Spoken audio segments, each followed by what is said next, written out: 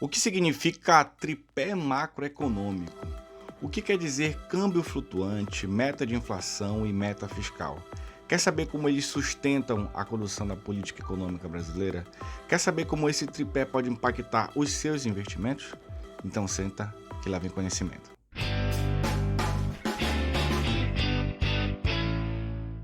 Bom, pessoal, o tripé macroeconômico ele é o conjunto ali de três pilares que sustentam a condução da política econômica brasileira.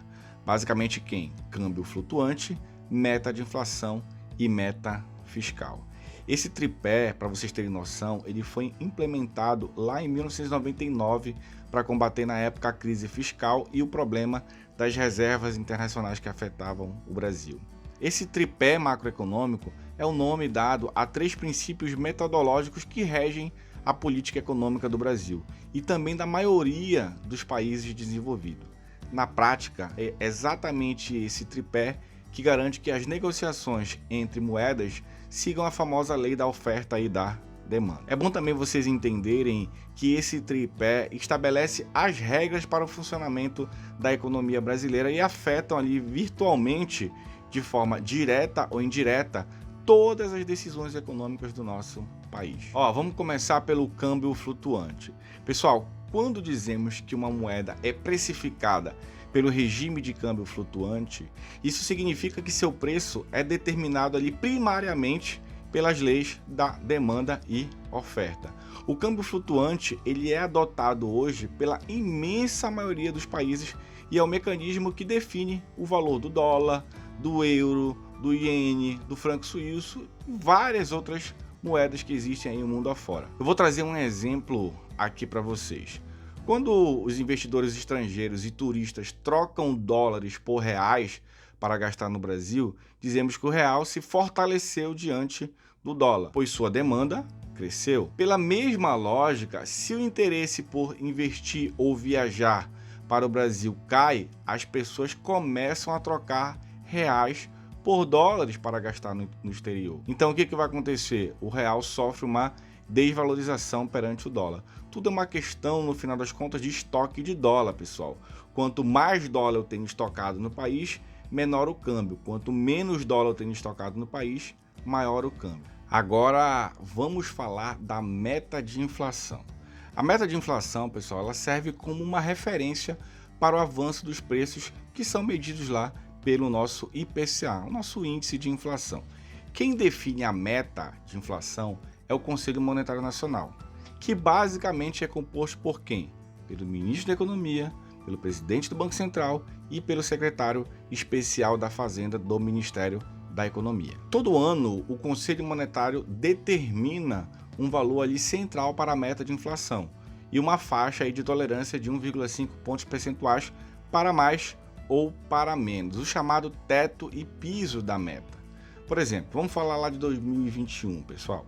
A meta de inflação para 2021 foi de 3,75%, com uma tolerância ali de 1,5 ponto percentual para cima ou para baixo, podendo chegar até a máxima que foi lá de 5,25%. Mas todos nós sabemos que o Banco Central passou bem longe dessa meta, pois a inflação de 2021 ficou ali acima dos 10%, beleza? Pessoal, o Banco Central também é responsável por executar a política monetária de forma a manter o IPCA dentro desta faixa, usando como ferramenta principal a taxa básica de juros, a famosa taxa Selic. Foi por isso que a taxa Selic aumentou tanto em 2021. Para tentar combater a inflação, só para vocês terem noção, a Selic saiu de 2% em janeiro de 2021 para terminar o ano em 9,25%. Porém, ainda um pouco menor que a inflação, que ficou um pouco acima aí dos 10%. Para tudo isso que falei, pessoal, o Comitê de Políticas Monetárias, o Copom, se reúne periodicamente para avaliar a situação da economia e decidir se ele eleva, corta ou mantém a Selic estável. E aqui, pessoal, quero fazer um parêntese com vocês, tá? Em relação a 2021. O grande problema da inflação de 2021 foi o desarranjo na cadeia produtiva em função, logicamente, da pandemia lá do Covid-19. Ou seja, essa inflação, pessoal, não foi uma inflação de demanda, Então, no meu ponto de vista, atenção, é o meu ponto de vista, aumentar a Selic da forma como aconteceu foi meio que um remédio amargo, ou melhor, um paliativo para o problema. Pois controlamos ali a questão do câmbio no curto prazo, a gente viu que o dólar até caiu, porque passamos a ser mais atrativos em função dos nossos títulos públicos indexados à taxa Selic, atraindo assim mais dólares de investidores para o país e, consequentemente, diminuindo ali o câmbio. Mas, por outro lado, o custo do dinheiro ficou mais caro, já que a Selic é base para as taxas de empréstimo dos bancos. Aí vem o problema. As empresas deixaram de expandir seus negócios em função das altas taxas de juros, o que implicou lá em menos geração de emprego, renda e, por sua vez, queda no PIB. Bom, voltando aqui para o nosso assunto. De forma geral, quando há um quadro de inflação acelerada, o Copom eleva a Selic para um crédito mais caro, para tentar desaquecer a economia, o que pressiona o consumo e desacelera os preços. Só que, mais uma vez, voltando, rebobinando a fita, isso funciona bem para uma inflação de demanda, pessoal. Em outros casos, o tiro pode sair pela culatra. Beleza, e por outro lado, se a inflação está próxima ali do piso, o que o Copom faz? Ele corta a Selic de forma a baratear o crédito, facilitar empréstimos, investimentos e aquecer a atividade econômica. Vamos para o terceiro e último pilar do tripé macroeconômico brasileiro. Bom, em termos bem simples, vamos falar sobre meta fiscal. A meta fiscal, pessoal, na realidade, ela é a regra que limita quanto o governo pode gastar por ano em serviços públicos, em investimentos, pagamento de salários e outras despesas que podem acontecer. A princípio, o objetivo básico da meta fiscal é obrigar o executivo a atingir um superávit primário, ou seja, garantir que a arrecadação do governo seja maior do que o gasto público em um determinado ano. Agora, atenção, o que significa o termo primário? Significa que o cálculo desconsidera ali o pagamento dos juros da dívida pública. Tá? É como se você estivesse confrontando ali receita e despesa, sem levar em consideração os juros da dívida pública, aí você tem um resultado primário. Quando eu coloco esse juros da dívida pública, eu vou ter um outro resultado, que é o resultado nominal. Resumindo, basicamente é o resultado orçamentário do governo, sem levar em consideração as despesas financeiras. Porém, pessoal, devido ao grave quadro de desequilíbrio das contas públicas brasileiras nos últimos anos, a meta fiscal tem sido utilizada para limitar o crescimento do déficit fiscal. Em 2016, só para vocês terem noção, o Congresso aprovou a emenda constitucional do famoso teto de gastos. Acho que aqui todos estão lembrados. Essa emenda, ela limita o crescimento do orçamento federal ao IPCA acumulado em 12 meses até junho do ano anterior. Todos os anos, pessoal, as metas fiscais são determinadas e aprovadas pelo Congresso Nacional lá por meio da Lei de Diretrizes Orçamentárias, famosa LDO. Na realidade, a LDO ela é um dos instrumentos de planejamento que está lá na nossa Constituição. Basicamente, quais são eles?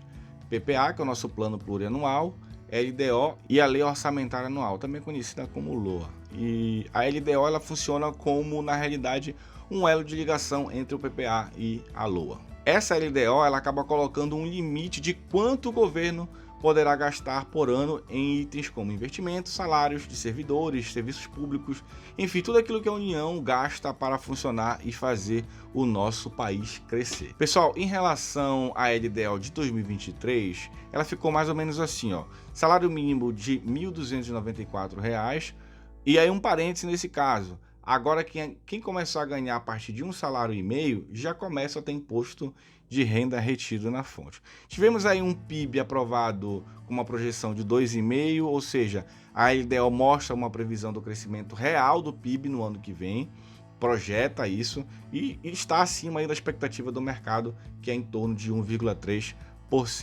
Também coloca aí como resultado primário aproximadamente 66 bilhões de reais de déficit, tá?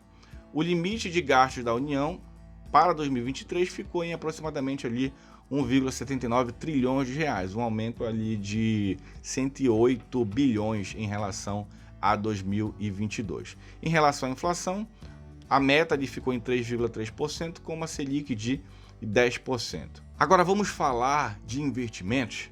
Qual o impacto do tripé macroeconômico nos nossos investimentos? Pessoal, em primeiro lugar, o cumprimento das metas fiscais e da inflação é crucial para manter a confiança dos investidores locais e investidores também internacionais no governo. Quando, por exemplo, a meta fiscal é recorrentemente descumprida, existe o risco que o governo entre em default. Default é como se fosse um calote lá para os credores.